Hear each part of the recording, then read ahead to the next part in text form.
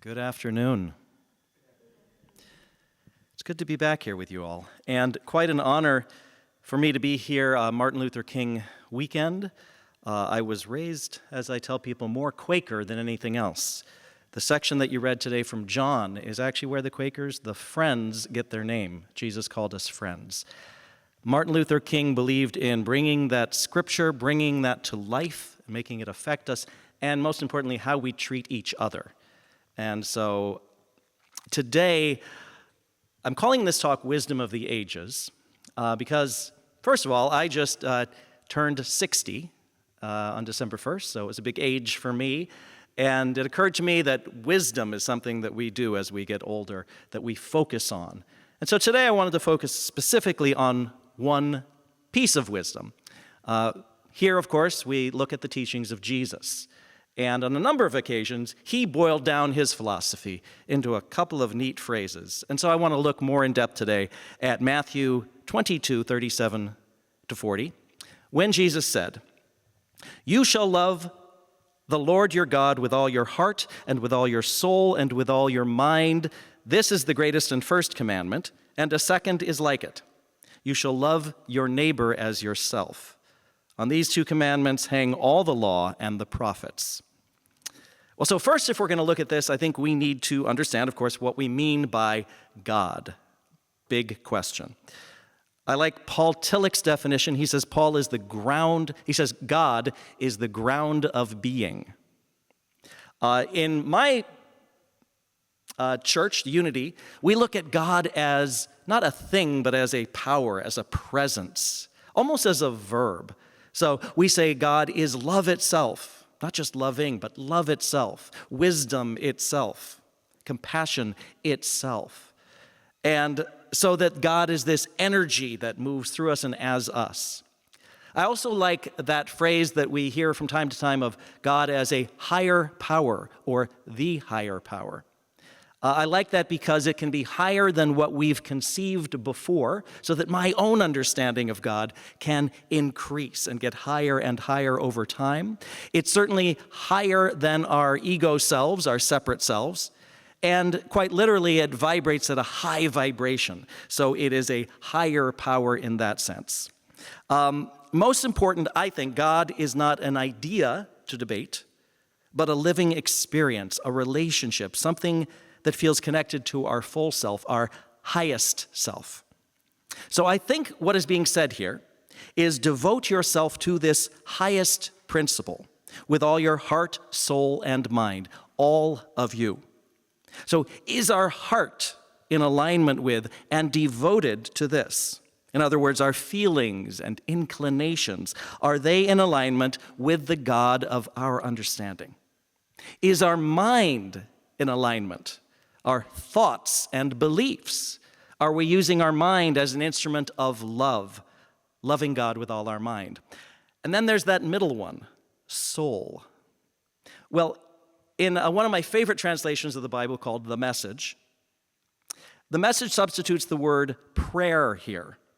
And I might even broaden that a bit to say spiritual practice. Is my spiritual practice itself in alignment with God, with this highest vibration of love? And that's something that I can look at and meditate on and improve from day to day, bringing that into my life. And then there's that all-crucial second part of Jesus' distillation. You shall love your neighbor as yourself. Well, once we do the first, bringing our entire being into alignment with God and with that highest power of good and love, or once we're at least occasionally conscious of that process, that loving, I think, comes more naturally. I've heard some people say they have a problem with love your neighbor as yourself because so many of us don't love ourselves. So they prefer, perhaps, the section of Matthew 25, where Jesus says to treat everyone, especially those we think are lower than us, to treat everyone the way we would treat Jesus. And in fact, he says that is the only test for who gets into the kingdom of heaven, which was a place everyone wanted to go back then. But going back to the earlier point, what does it mean to love ourselves? It's sort of the model for loving our neighbor, so it's an important consideration. and one I think I don't hear a lot about, certainly in churches. Well, loving ourselves, I think, is not the same as self-indulgence. Just as loving a child doesn't mean giving them candy or a trip to Disneyland every time they want one.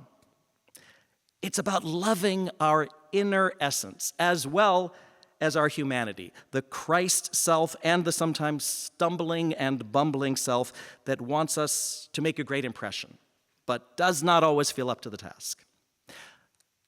In my spiritual journey, early on especially, I and many others would use affirmations to reprogram the mind away from the thought that I'm just an evil, lowly nothing, somehow inherently flawed. The way the ego, in fact, works is that it makes everything into a problem to solve, including us. It lives on problems and conflicts because that's its job. It's not living from a place of inherent perfection and beauty. That is the Christ in us that Paul talks about so much. Christ in us, the hope of glory. But we live in a culture of the ego, so it takes work to learn true self-love, capital S, capital L. When I was asked in seminary what one piece of advice I'd give, if I could only give one piece of advice, I said the following: learn to speak kindly to yourself. That has changed my life radically. There is now a compassion in me, a self-compassion that did not exist before. There is a humor when I make a mistake. I can laugh about it now, not take myself so seriously.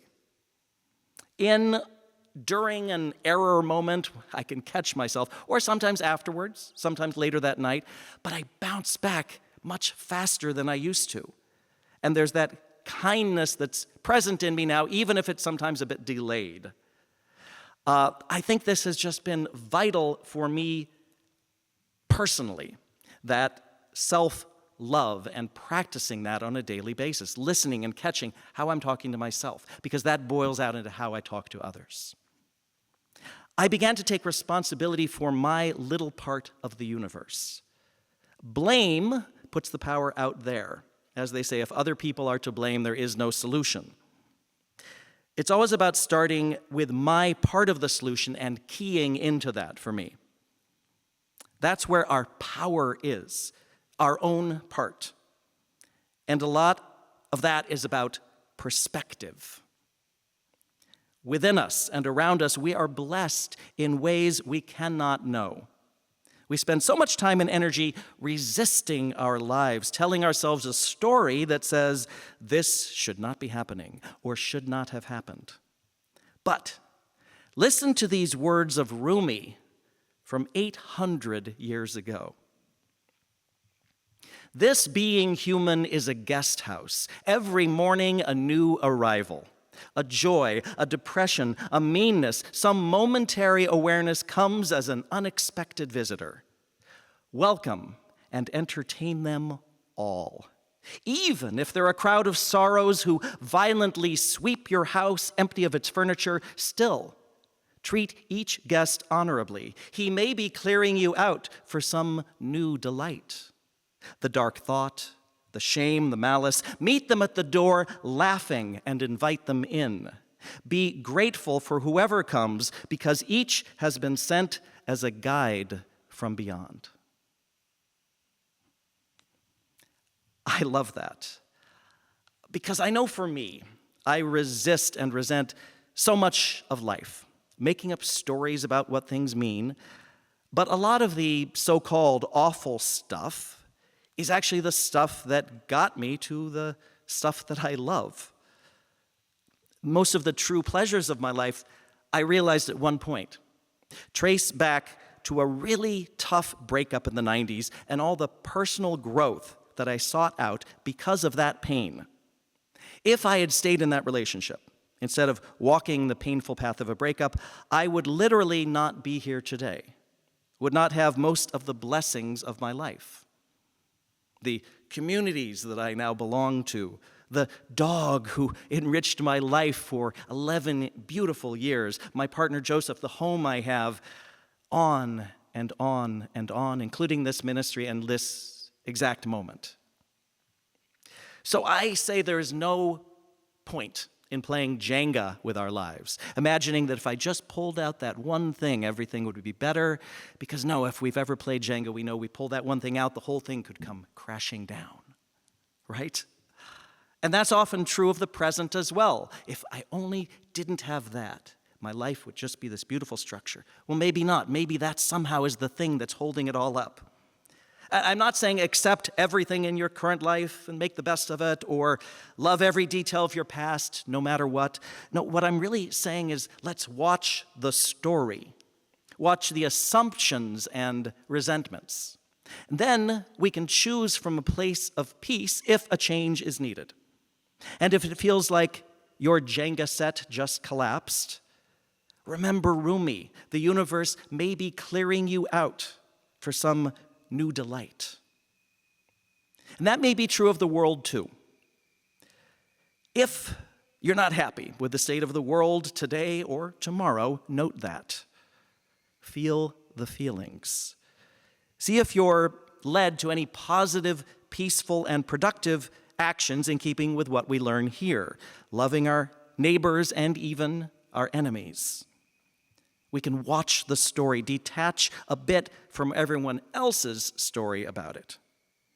And again, feel sad for a bit if needed. I do let myself feel sad in my personal life and about world events, but at some point sooner than I used to, I come in with a higher voice. If I silence that frightened voice too soon, it's sort of like telling a frightened child to shut up. We need self-compassion to be that loving parent to ourselves. As a prayer chaplain at Unity, I learned that we must start by acknowledging wherever a person is right now before coming in with that higher voice. So there is a self-compassion in me now, 60 years in. I've even approached loving my enemies, which starts, I think, with loving those enemies within me, those parts of myself that I've disowned and disavowed. As I've come to peace with those parts, I've been less likely to react to others who have those qualities, and more able to be at choice, to respond rather than react, conscious rather than unconscious. And then it becomes natural to love others because I'm already loving those tricky parts of me that are in the world. We are all one. And so we move from the first person singular to the first person plural, from I to we. If I have too much I, then I just get lost in my ego story and it's separate me, me, me. If it's too much you, then I'm off on your issues, trying to fix you as if you're a problem that needs fixing. Or you might become my higher power, the thing that runs my life. But when there's a balance, which I think we learn to feel, then we have a strong, spiritually centered self, feeling love, radiating it, wanting to share it, loving our neighbor while we love ourselves. Love your neighbor as you're loving yourself. And that's, I think, the way that we learn here. It's the way of Jesus. It's the way that Martin Luther King brought into the world in a visceral and vital way. And I'm so thrilled that this country celebrates him and what he has done for humanity. His example lives on, as does Jesus's, and as can ours. So, if that's what Jesus wanted and demonstrated, and what the world craves, we might ask, why not, in fact, be that world today?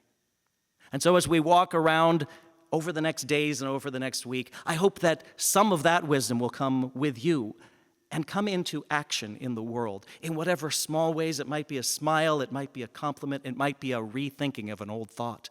But that is something that we can bring into the world so that peace and love become true in our time. Thank you.